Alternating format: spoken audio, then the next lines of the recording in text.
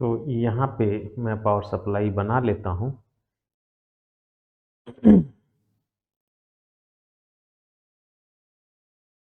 ये हमारा TL 431 ही यहाँ पे रहेगा और ये इसकी रिफरेंस की पिन है जिसे 5 वोल्ट की जरूरत यानी 2.5 वोल्ट की यहाँ पे ज़रूरत रहती है। 2.5 वोल्ट तब ये जो निगेटिव है ये वाला ये बाहर करता है यानी इस पे से आउट करेगा, निगेटिव आउट होगी। और ये हमारी जो भी सप्लाई हो, जो भी हम इसी पे सेट करते हैं, जितनी भी यहाँ पे सप्लाई लेनी है उस सप्लाई से कैलकुलेशन करके यहाँ पे 2.5 वोल्ट कर देंगे तो हमारा आउटपुट वोल्टेज वही रहेगा। ठीक है, ये वाला इसका तो बात कर ही चुके हैं। तो जो भी यहाँ पे मान लेते हैं कि अगर 12 वोल्ट का है तो 12 वोल्ट के हिसाब से जो हमारा यहाँ पे रेजिस्टेंस होगा ताकि यहाँ पे 2.5 वोल्ट बन जाए तो उस अनुसार ये रेजिस्टेंस को सेट कर लेते हैं। और ये जो वोल्टेज है, ये जो नेगेटिव यहाँ से यानी 3 नंबर से जो फ्लो होगी इसको ला करके हम यहाँ पे लगा देंगे यानी जिस पे नेगेटिव की ज़रूरत है। तो मैं इसको ये थोड़ा ऐसे कर देता हूँ। ठीक है, ये इसके साथ में नहीं है, बिल्कुल पास से गुजरा है तो थोड़ा सा प्रॉब्लम हो सकती है समझने में। ये ऐसे हो गया। ठीक है, और यहाँ पे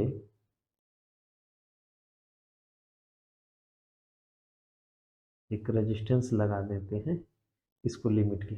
हम आज इसकी बात करेंगे, इसका प्रैक्टिकल करेंगे, इस TL का प्रैक्टिकल करेंगे। तो मैं कैसे कर रहा हूँ, यहाँ पे जब भी बल्ब जलता है यानी इसके अंदर का तो ये कंडक्ट होता है। तो जैसे ही ये कंडक्ट होता है यानी बल्ब जलेगा, कंडक्ट होगा तो ये सप्लाई को तुरंत बंद करा देता है, स्टॉप कराएगा। स्टॉप कराएगा, यहाँ पे फिर वोल्टेज कम होगा। जैसे ही वोल्टेज कम होगा ये ऑन हो जाएगा यानी ऑफ हो जाएगा ये। और जैसे ही ऑफ होगा ये सप्लाई हट जाएगी, फिर स्विचिंग करने लगेगा। तो यह प्रक्रिया बहुत फास्ट होती है, इसके लिए हमें ये दिखाई नहीं देता है। तो हम किसी सप्लाई में इसको DSO पे चेक करके आपको दिखा देता हूँ। तो फिलहाल अभी हम इसको चेक करेंगे। ठीक है, तो हम इसे चेक करने के लिए क्या किया हूँ वो मैं बता दूँ आपको। यहाँ पे मैंने एक TL 431 इस्तेमाल कर रहा हूँ। ठीक है, 431 लिया और इस जगह पे थोड़ा लगता है कि दिख नहीं रहा है। चलिए, 431 ये वाला रिफरेंस पिन हो गई, ये ग्राउंड है तो मैं इसको ग्राउंड ही कर दिया हूँ। और ये वाले पे मैं एक यहाँ पे LED लगा दिया हूँ और इसमें एक रेजिस्टेंस लगा दिया इस तरह से। और जो हमारी सप्लाई आ रही है यानी हमारा जो सोर्स है यहाँ से एक रेजिस्टेंस ले करके इस तरह से और एक रेजिस्टेंस ये ले करके इसको ग्राउंड के साथ में जोड़ दिया हूँ और ये रिफरेंस पिन को यहाँ पे लाके कनेक्ट कर दिया हूँ। अब होगा क्या कि जैसे ही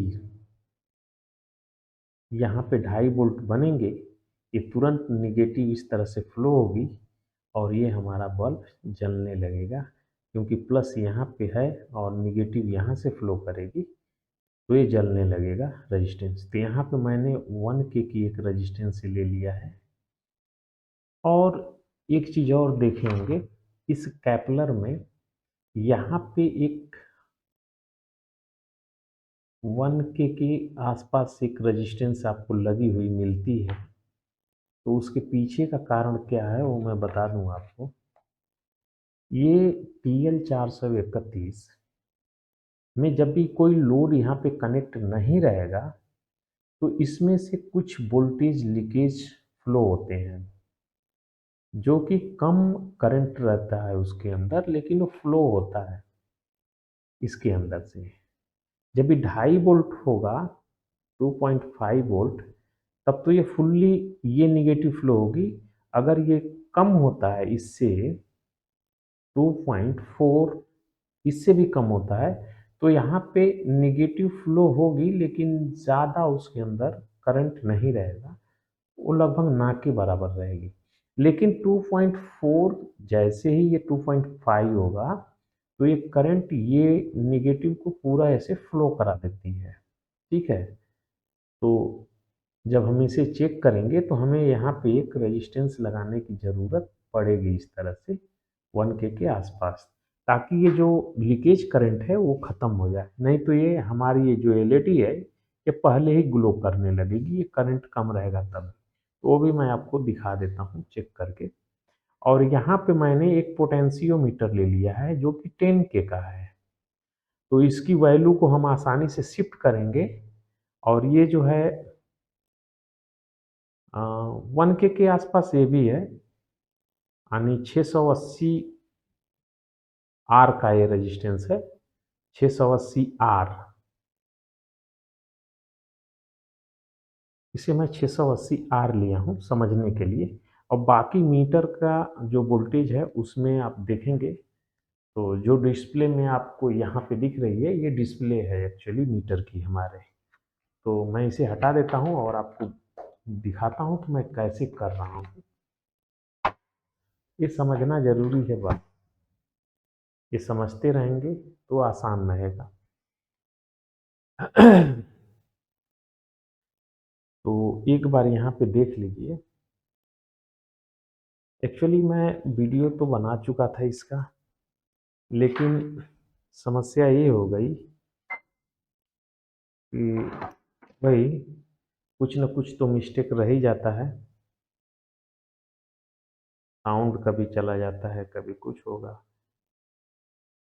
तो हो जाता है ऐसा। हाँ, तो यहाँ पे देख लीजिए, मैंने ये कनेक्ट कर लिया। और यहाँ पे आपको बता दूँ, तो एक बार इसे देख लेते हैं। यहाँ पे देखिए,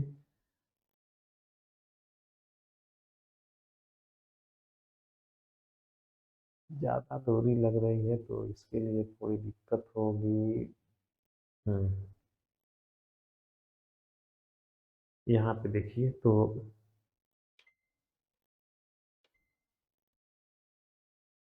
मल्टीमीटर ऑन ही नहीं हुआ अभी।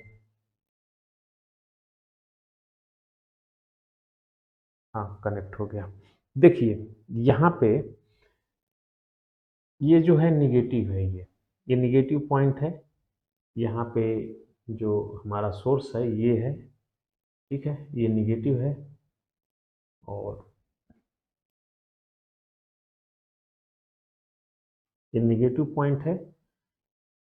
और यहाँ पे ये रिफरेंस वाली जो पिन है यहाँ पे, तो इसके बीच में ये पोटेंशियोमीटर मैंने लगा के रखा है 10K का, और ये पॉजिटिव के साथ में है, तो ये इस सीरीज में हो गया। ठीक है, इस तरह से। तो यहाँ पे जैसे हम इसको करेंगे तो ये रिफरेंस हो गया।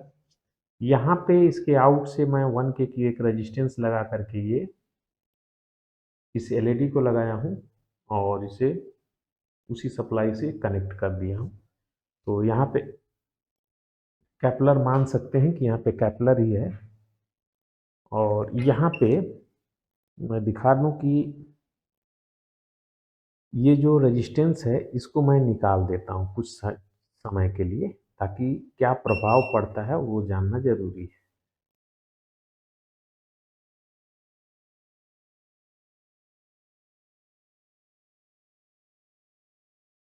और ऐसा कहीं भी हो सकता है, इसीलिए पुल अप और पुल डाउन करके रखा जाता है। ठीक है, तो यहाँ पे देखिए कि ये एलईडी आपको जलती हुई महसूस पड़ रही होगी।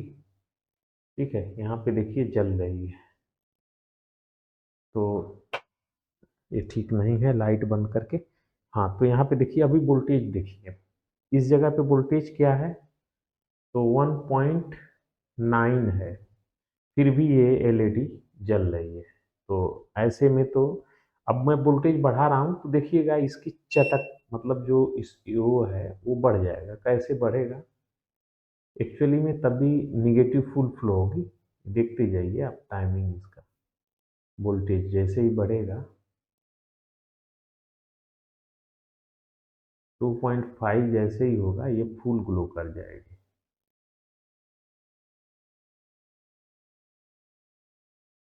देखिए तो यहाँ पे फुल ग्लो करने लगी और जैसे ही इससे कम होगा बस कम हो जाएगी यानी स्लो हो जाएगी। तो ये लीकेज की वजह से जल रही है। अब मैं इसको यहाँ पे ज्वाइंट कर देता हूँ ताकि ये लीकेज आना इसका बंद हो जाए और परफेक्ट अपने को मालूम पड़े। तो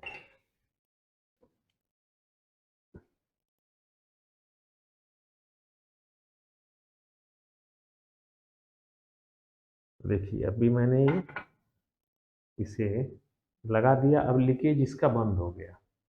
अब फिर देखते हैं यहाँ पे, अब वोल्टेज देखिए तो 2.4। अब देखिए मैं इस वोल्टेज को बढ़ा रहा हूँ, जैसे ही वोल्टेज इसका परफेक्ट होगा एलईडी फुल्ली ग्लो कर जाएगी। ए,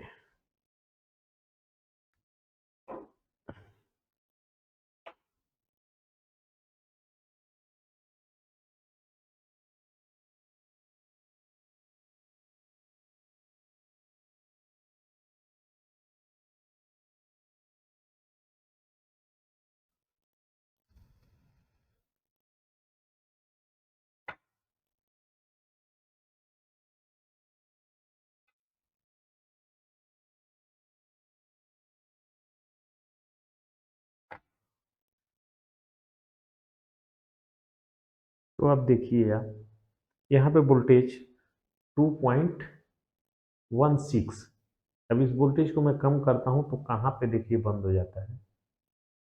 ये देखिए बिल्कुल एकदम ब्लिंक की कंडीशन आ गई, यानी ये रेजिस्टेंस ना आगे ना पीछे, यानी कुछ मीटर में हमारे त्रुटि भी हो सकती है, लेकिन देखिए आप कितना परफेक्टली काम कर रहा है। ये देखिए ठीक है, जैसे ही वोल्टेज हुआ ये तुरंत ग्लो कर गई, यानी कैपलर ऑन हो गई। तो इसमें यही है कि बिल्कुल एक्यूरेसी हो जाएगी इसमें। मेन वोल्टेज हमारा कितना है ये समझिए आप। तो मैं इसे 12 वोल्ट कर देता हूँ समझने के लिए। ठीक है, ये मैंने 12 वोल्ट कर दिया। लीजिए मेन हमारा सोर्स अभी 12 वोल्ट हो गया। यहाँ पे 2.5 वोल्ट ही चाहिए तो मैं इसे यहाँ पे घुमा करके यानी एडजस्ट करके हम 2.5 वोल्ट ला देते हैं। देखिए और यहीं पे मैं आपको कुछ समझाने की कोशिश करता हूँ, उस पर ध्यान दीजिएगा आप लोग। और ये परेशानी सभी को होती है, अगर नहीं समझ पाएंगे तो थोड़ा सा चूक जाए। यहाँ पे देखिए कि लीजिए तो यहाँ पे एलईडी जल रही है। अब एलईडी जल रही है और यहाँ पे वोल्टेज हमें 12 वोल्ट चाहिए, तो अभी तो एकदम बिल्कुल परफेक्ट है। और इस समय अगर आपका चेक करेंगे तो जब भी 12 वोल्ट बराबर है उस समय तो ये सब परफेक्ट है। लेकिन अब मैं सोर्स को कम कर देता हूँ। अब ध्यान दीजिए मैं, मेरा कहने का मतलब क्या है, इसे मैं कम कर दिया 8 वोल्ट के करीब कर दिया। यहाँ पे वोल्टेज कम है।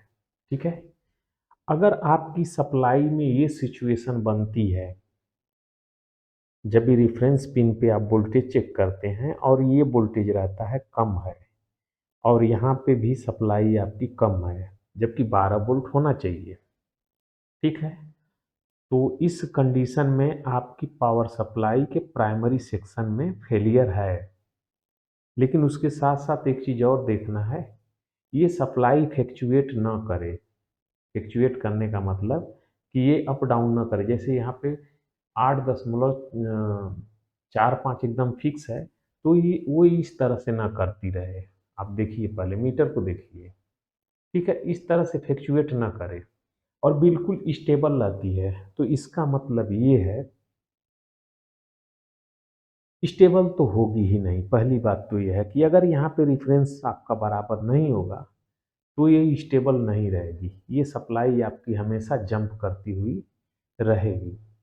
लेकिन कभी कभी होता क्या है कि यही सिचुएशन रहेगी कि आपका वोल्टेज है 8 वोल्ट, और ये आप बोलते हैं बहुत से लोग, तो मैं दिखा देता हूँ क्यों ऐसा होता है। और रेफरेंस आप चेक करेंगे तो आपको 2.5 वोल्ट परफेक्ट ये मिलेंगे, और यहाँ पे 12 हमें मिलने चाहिए, जबकि यहाँ पे 824 मिल रहे हैं। तो इसका मतलब ये है कि आपका एसएमपीएस बिल्कुल परफेक्ट है। बशर्ते एक चीज ध्यान में रखिए, आपकी स्विचिंग आईसी यानी पावर आईसी है वो हिट तो नहीं हो रही है, ट्रांसफार्मर हिट तो नहीं हो रहा है, और अदर कोई पार्ट लगा हुआ है जैसे यूएलएन है और कोई ट्रांजिस्टर वगैरह तो हिट नहीं हो रहा है। अगर हिट नहीं हो रहा है तो आपकी पावर सप्लाई बिल्कुल परफेक्ट है, रेफरेंस का ही प्रॉब्लम है। तो देखिए यहाँ पे जो वोल्टेज आपको ये दिख रहा है, यहाँ पे जबकि हमके 12 वोल्ट मिलना चाहिए था हमें, लेकिन मिल रहा है 8 वोल्ट के करीब।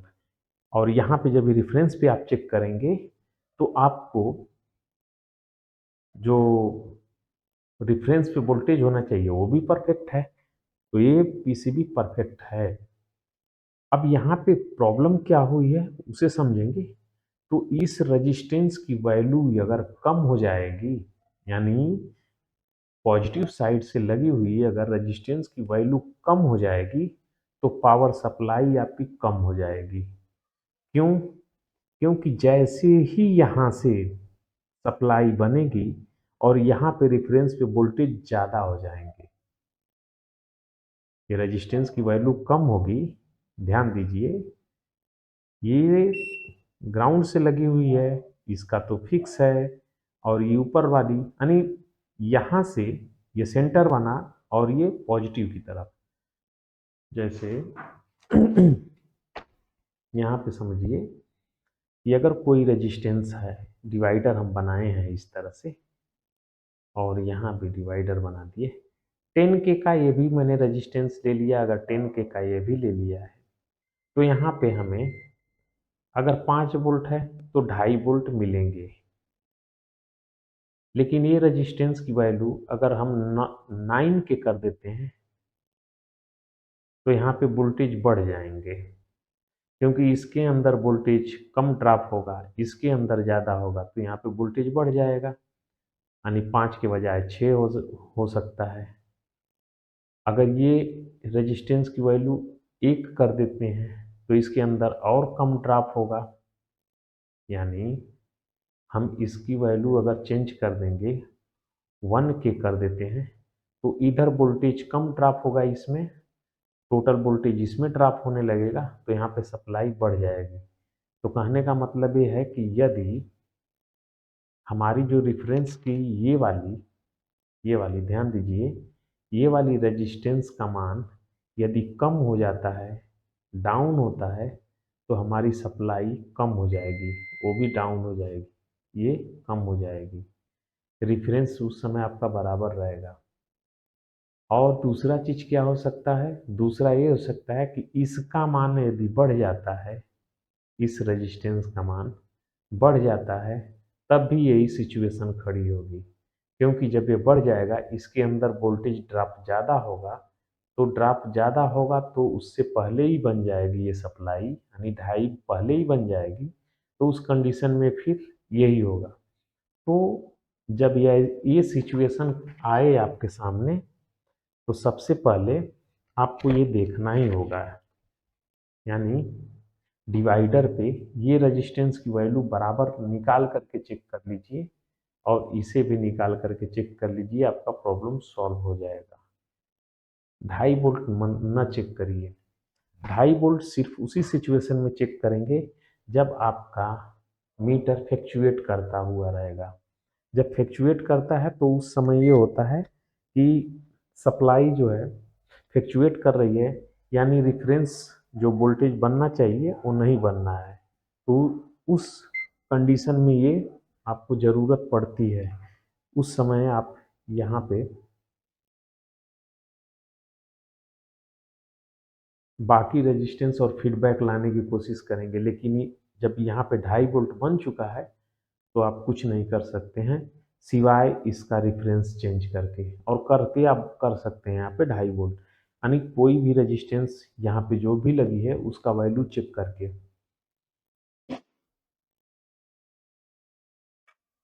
दूसरा चीज क्या है वो भी मैं बता दूं, कभी भी यदि आपके पास कोई सप्लाई आती है जिसका आपको पता ही न चल रहा हो कि यहाँ पे कितने वोल्ट की सप्लाई लगती है, कितने वोल्ट की है, तो आपको जो हमारे पास जो मीटर है, यानी जो हमने बना के रखा है पावर सप्लाई, कुछ इस तरह की है ये वाली, ठीक है, ये वाली। तो ऐसा रखेंगे तो एक फ़ायदा हो जाता है कि आप चाहें तो कम और ज़्यादा करके वोल्टेज को धीरे धीरे एडजस्ट करके ये कर सकते हैं। इससे क्या होगा कि रेफरेंस पे, रेफरेंस पिन पे, यहाँ पे जितने वोल्टेज पे यहाँ पे 2.5 वोल्ट आपका हो जाता है तो उतना ही वोल्टेज आपका रहेगा, या कैपलर के 1 और 2 नंबर पिन पे जहाँ भी एडजस्ट करने के बाद बाहरी जो हमारी ये सप्लाई है,